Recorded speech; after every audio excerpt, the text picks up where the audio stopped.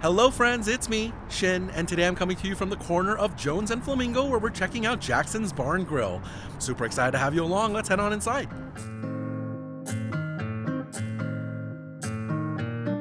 Alright everyone, here we are seated at Jackson's Bar and Grill.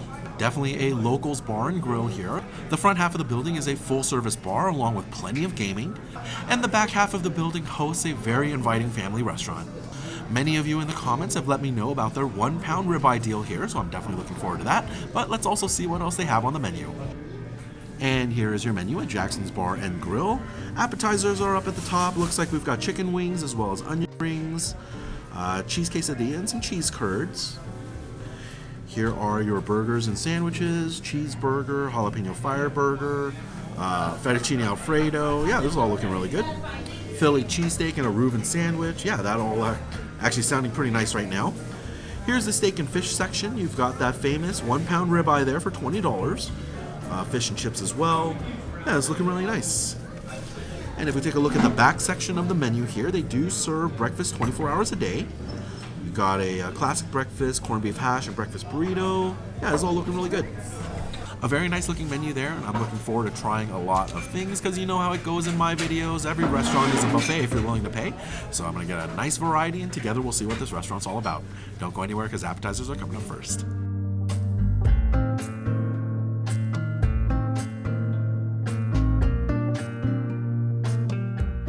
Alright everyone, and our first appetizer just got here. These are the cheese curds. Really nice big bowl of cheese curds here, served alongside a ranch dressing. Cheese curds, if you didn't know, is cheese that basically didn't go through much of an aging process. Kind of a younger cheese, I guess. Let's see how it is here at Jackson's.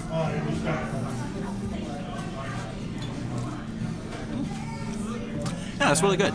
Super crispy exterior. I love the fact that these just came out of the fryer. There's a decent seasoning in the breading, although I wouldn't say it's the dominating flavors, because the cheese curds really shine here. You get a nice richness from that cheese curd, and it's very creamy in texture. Definitely one of the benefits of going cheese curd as opposed to a fully aged cheese is that you do get a little more of that full-bodied texture. Go ahead and dip it into some ranch here. Give that a shot as well.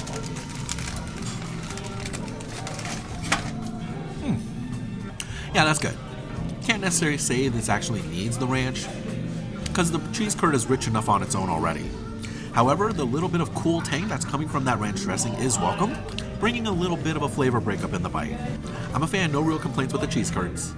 Alright everyone, now the next appetizer to arrive was the quesadilla. We opted for the chicken included today. Got a little salsa applied here. Let's give it a shot.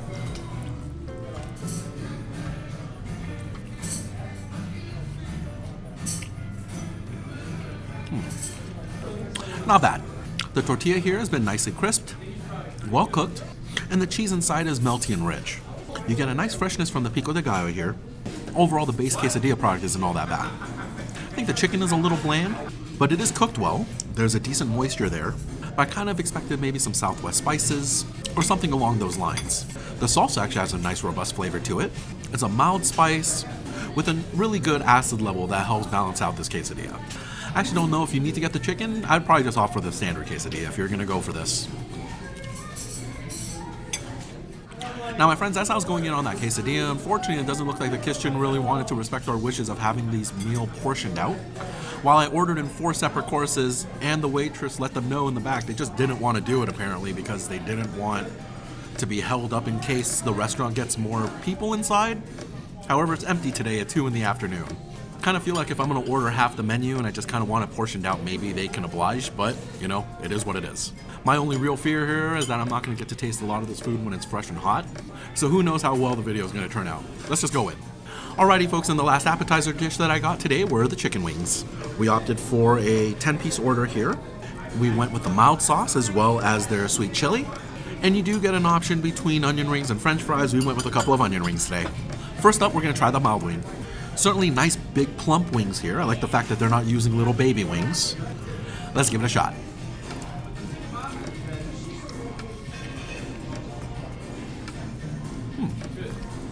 You know, yeah, that's pretty good.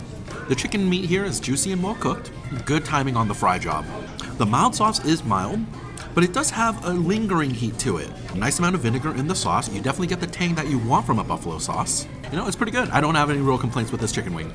Dip it into some of their ranch as well, and we give this a shot.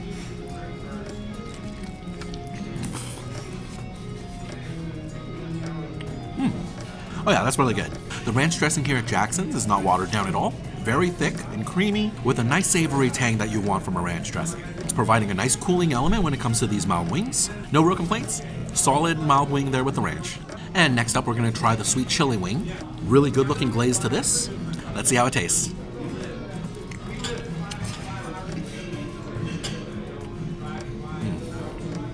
Yeah, it's very tasty. A really nice mixture of spicy and sweet here. They've achieved a really good balance. Not overly sweet and a lingering heat. The flavors definitely ebb and flow between that savory and sweet and spicy. I'm a fan. I actually really like this wing sauce. And lastly, from this chicken plate, we're gonna go ahead and try the onion ring. Pretty standard looking onion ring here. Hopefully it's good. Let's give it a taste.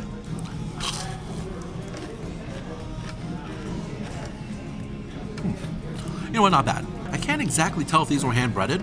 They might have been prepackaged. The onions do have a nice sweet flavor here, but I will say the breading is a tad bland. It could definitely use a little bit of an amped up seasoning blend, but in general I wouldn't say the onion rings really offend me. They're pretty middle of the road. Alright everyone, now those were all of the appetizers. I'd say we'd be right back when the entrees arrive, but they're already here. So I'm just going to take a quick break while I realign myself, figure out which dishes I want to try next, and then I'll see you on the other side.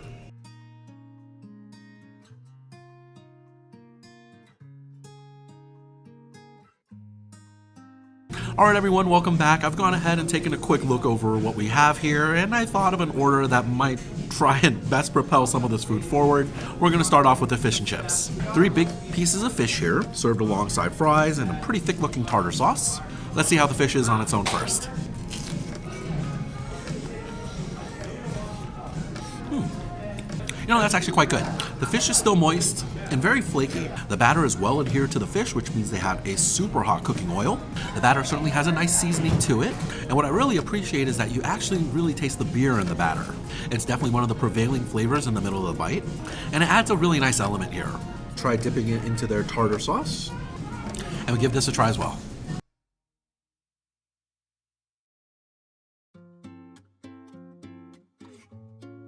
Yeah, that's pretty good. A very thick and creamy tartar sauce here, and you get a lot of sourness from the dill and pickles.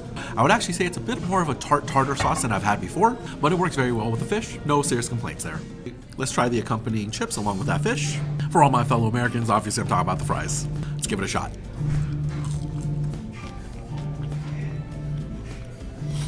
You know, that's a pretty good French fry. Solid fry job here. You actually do have a pillowy center with a nice crispy exterior, and they have been well seasoned. No bland fries here. No serious complaints. These are good fries. Alrighty, next up we're going to try the fettuccine alfredo. Now unfortunately it's been out a little bit now, so it looks like the cheese is starting to congeal a bit, but hopefully it still tastes good. Let's give it a shot.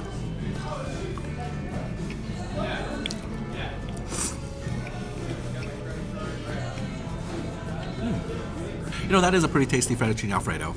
The cream sauce is definitely a little bit broken, so you don't get that super smooth texture that you want. It's a little bit grainy. That said, it's actually been seasoned perfectly.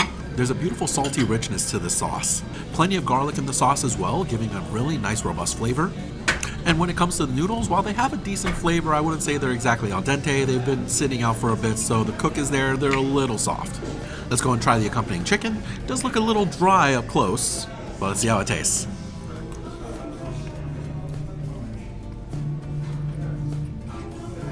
Not a big fan of that chicken. It's really dry, unfortunately, kind of tough and difficult to chew through. I don't actually think that's because it's been sitting out. It's just the way dry chicken is. I will say the chicken is well seasoned though. It's not bland by any means, but it's just not all that satisfying to eat. I think I would opt for this dish without chicken. And we'll try the accompanying garlic bread. Looks like pretty decent garlic bread to me. Let's see how it tastes.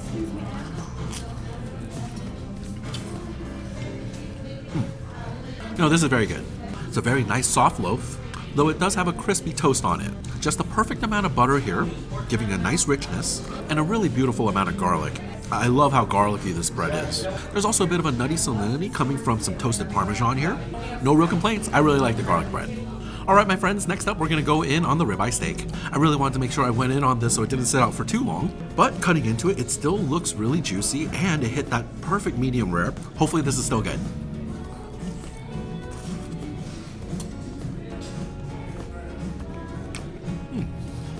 Wow, that steak is actually really good. Really meaty quality here. It's not exactly a prime cut, probably a little bit more closer to a choice, but there is a decent amount of fat here, providing flavor, and they did an excellent job on the grill. It is starting to get a little bit cold now, which is unfortunate, but the steak has been seasoned perfectly, and you can tell by those grill marks they use an actual grill, giving off a bit of a smoky flavor. Despite the fact that it's starting to cool down a little bit, it is really good. I can see why this is going to be one of their biggest hits at the restaurant. We'll try the accompanying asparagus. Definitely has a nice sheen to this. Let's see how it tastes.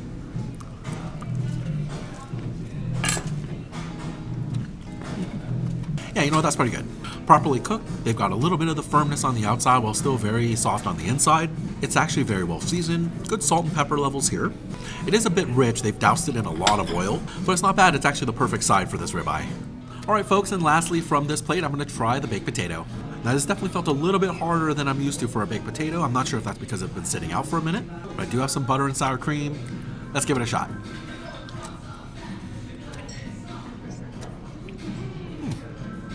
You know, I would say not bad. Certainly softer on the bite than it was with the fork. It did have a nice texture. The butter and sour cream provided a nice richness. I would say pretty middle of the road, solid baked potato there. Alright everyone, now that's another round of food. I'm going to take a couple shots of this and we'll go in on some breakfast items next. Don't go anywhere, I'll be right back.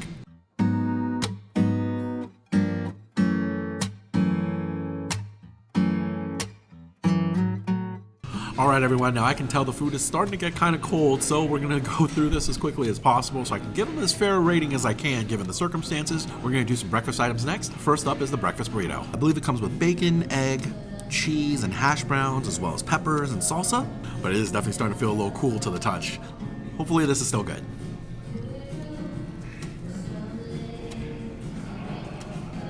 You know what, not bad.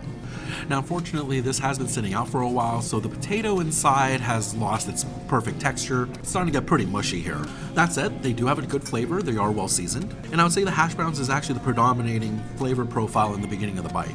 The cheese certainly provides a nice richness in the middle, and you get a bit of a salty hit from the bacon toward the end of the bite. You get a little bit of spicy sweetness coming from that salsa, but I would say it's overall relatively faint compared to the flavor of the potato. Thankfully, the hash browns do taste pretty good. They've been well doused in butter, providing a nice rich flavor. I think this is the first time I'm really regretting not being able to get fresh because it's pretty good. I just wish it had the proper textures I was expecting. Alrighty, we're going to continue on with breakfast. We also got the corned beef hash. Now this is clearly corned beef hash from a can, but if you've watched the channel enough, you know I'm in love with this stuff. Nostalgia is the strongest spice, and I grew up eating a ton of this. Hopefully this is good. Let's give it a taste. It's pretty good. Oh yeah, that's good. It's exactly the corned beef hash I remember as a kid, but with a very nice crust. They've done a perfect pan fry. Nice and salty, really good richness here. This is probably about as well as it can be prepared from a can. Next up, we're going to go in on some eggs. Those who watch the channel for a while know I'm an over medium guy, but I'm here with a friend today who prefers over easy. So we got some sunny side up eggs here. Let's give it a taste.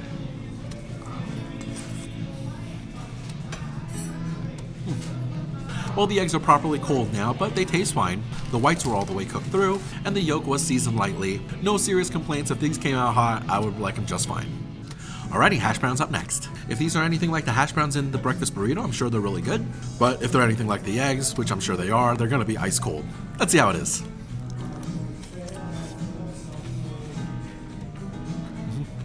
I mean, we'll get the obvious out of the way. It's still ice cold. That said, beautiful crisp on the top. They actually did do a really good cook. The amount of butter applied to these hash browns is ungodly. It's actually really rich and tasty. Well seasoned as well. Not only do you really get a good salty flavor, but there's a nice amount of black pepper as well, providing some bite. Honestly, these hash browns are quite good. I just wish they were hot. Now the breakfast does come along with some toast. We opted for sourdough today. I'm gonna apply some butter here, and we give it a shot.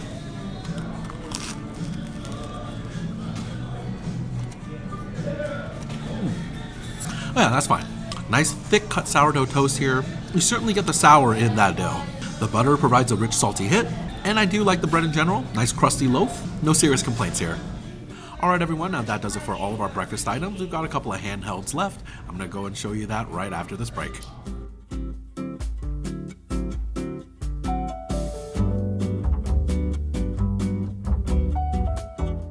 Alright my friends, we are back and we're going to do the last three items here, our handhelds. I kind of figured that these might be okay sitting out the longest, but I'm sure this is going to affect the quality of the bite. First up, we're gonna try their cheeseburger. This is a nice big cheeseburger, although I can kind of tell just by looking at the patty, this is gonna be kind of like a hockey puck. Maybe the laws of thermodynamics don't apply today. Hopefully it's still good.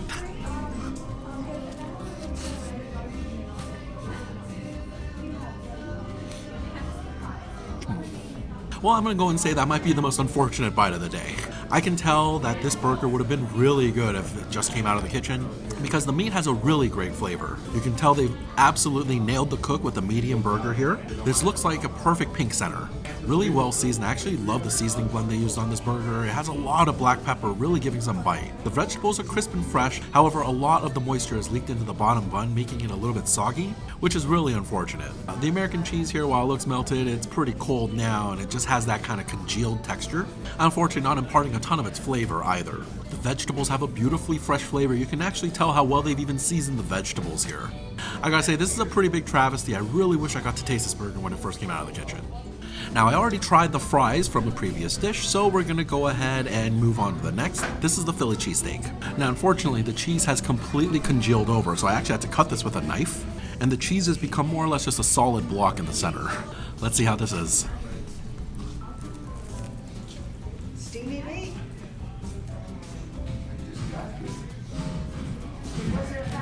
Well, this is very unfortunate. Having sat out so long, unfortunately the beef is just completely dry. All the moisture has either evaporated or seeped out. It does not make for a very satisfying bite at all. This giant block of hardened cheese in the center was relatively off-putting because as soon as you bite into it, it really just kind of took over the entire flavor profile. I think the beef was well seasoned, although most of its flavor does get kind of hidden away.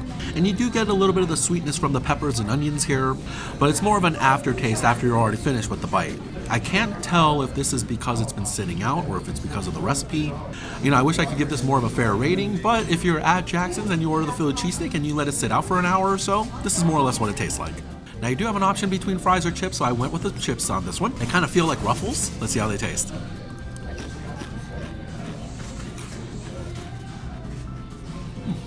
I'm pretty sure those are just Ruffles. Certainly not stale here. Nice crispy chips, well salted, good potato flavor. If you like Ruffles, you should like these chips. And I happen to like Ruffles.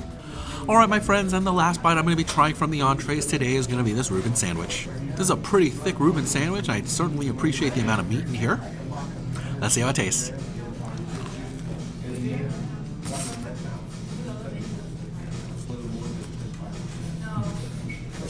No, that's actually pretty good. Of all the sandwiches, this one definitely held up against the test of time the best. It's certainly the most enjoyable of the three after this much time. The rye bread still has a nice toast to it, giving a bit of a crispy exterior. The bread still retains its nice rye-like flavors, a little bit of that licorice-like flavor, while still being rich from the butter applied. The corned beef inside is actually quite nice. Very meaty, good flavors here, although I will say it's leaning a tad salty. The Thousand Island dressing provides a nice sweet tang here, counterbalancing a lot of the richness coming from that corned beef. The sauerkraut also acts in a similar function, breaking up a lot of that richness. Honestly, this is good, a solid Reuben sandwich here. Alright everyone, now that does it for the food today. It's unfortunate that the kitchen wasn't willing to oblige our request of portioning out our order, but it is what it is. I still enjoyed a good number of dishes today. Now my friend and I are going to pack a lot of this to go, and then we're going to get a little bit of dessert. Don't go anywhere because sweets are coming up next.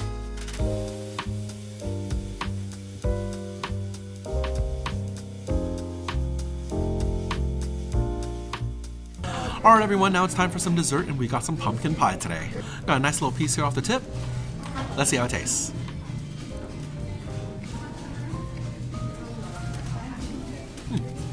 Yeah, that's fine. Pretty sure this is store-bought pumpkin pie, but it tastes fine. The crust does feel a little bit under, but it still has a bit of a cakey texture, so not too bad. The pumpkin pie is actually quite nice. Decent flavor of pumpkin there, as well as a nice woodsy note from the cinnamon applied. I wouldn't say it's super sweet, but it does have a nice sweetness. You know, it's good. Solid pumpkin pie here, no serious complaints. Alright my friends, and that does it for my dinner here at Jackson's Bar and Grill. Now dinner for my friend and I came out to about $190 today before tip, and I will say this was probably one of the more unfortunate experiences I've had doing videos. I think the most unfortunate part is that I'm not able to showcase Jackson as much as I wanted to because the food I thought was quite excellent. But over time, if you let food cool down, let cheese congeal, it's not going to make for the best eating experience. And I am quite sad about that because I thought the food in general could have been really good here. I do think they got a really good thing going with that 1 pound ribeye. And surprisingly, I actually really like the fettuccine alfredo here. My friend is actually going to be doing a really smart thing, slicing up that ribeye to put into the fettuccine alfredo. It actually does sound pretty genius, to be honest with you. Now, I imagine the issue that I had is pretty unique to someone who's going to be ordering half the menu, but it was definitely unfortunate I wasn't able to showcase everything like I wanted to. Alright everyone, now I hope you enjoyed this Tuesday video where we explore more local spots here in Las Vegas. This coming Saturday, we're going to be returning to the Las Vegas Strip and finding some more touristy spots to explore. Thank you so much for watching, have a great week, and I'll see you on Saturday. Bye!